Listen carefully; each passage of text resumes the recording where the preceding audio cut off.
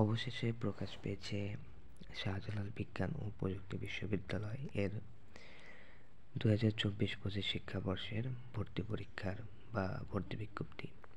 তো এই বিজ্ঞপ্তিতে কী বলা হয়েছে সেটি নিয়ে আজকে তোমাদেরকে বলবো, তাই তোমরা সম্পূর্ণ ভিডিওটা ভালোভাবে দেখবে। প্রথমেই যেটা এখানে বলা হয়েছে যে কোন বর্ষের শিক্ষার্থীরা এখানে পরীক্ষা দিতে পারবে। এর জন্য তোমাদেরকে অবশ্যই এসএসসি 2021, 22, 23 এবং 24 যদি হয়ে থাকো তাহলে তোমরা দিতে পারবে। এটা হলো এসএসসি। এবং এইচএসসির ক্ষেত্রে 2023 এবং 24 পরীক্ষা দিতে পারবে। এবং এর সাথে সাধারণ, কারিগর, আলিম, ডিপ্লোমা ইন কমার্স, সমমান সবাই এখানে পরীক্ষা দিতে পারবে।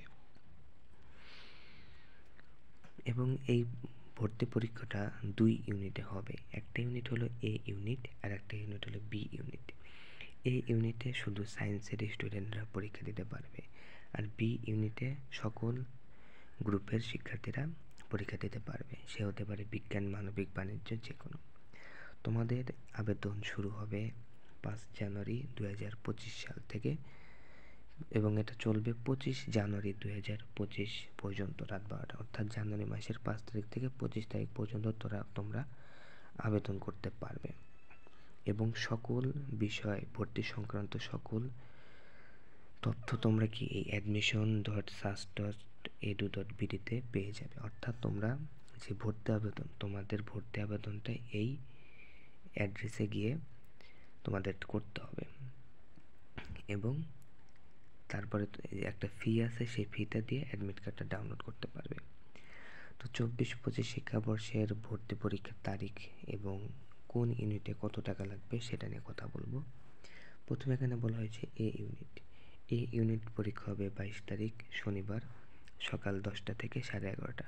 এবং বি ইউনিট বিজ্ঞান, মানবিক, বাণিজ্য অর্থাৎ সকল গ্রুপের শিক্ষার্থীরা পরীক্ষা দিতে পারবে বি ইউনিট। সেটাও হবে 22 তারিখে শনিবার সময় 2:30 থেকে বিকাল 4টা পর্যন্ত। এবং এই ভর্তি পরীক্ষার ফি কত হবে?